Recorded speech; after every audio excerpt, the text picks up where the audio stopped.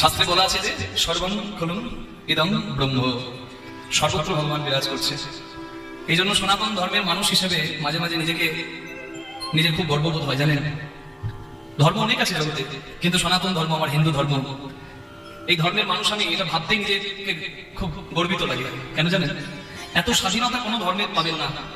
আপনি গাছের পূজা করতে পারেন, মাছের পূজা করতে পারেন, কুমিরের পূজা করতে পারেন, সাপের পূজা করতে পারেন, আপনি মাটির প্রতিমার পূজা করতে পারেন, আপনি পাথর পূজা করতে পারেন, শিলা পূজা করতে পারেন, আপনি নিজের মা বাবাকে পূজা করতে পারেন, আপনি আবার ইচ্ছা যদি না থাকে আপনি নিরাকার ব্রহ্মেরও উপাসনা করতে পারেন। এত স্বাধীনতা অন্য কোনো ধর্ম দিয়েছে বলে আমার মনে হয় না। যেভাবে খুশি আপনি আপনার ইষ্টকে স্মরণ করতে পারেন।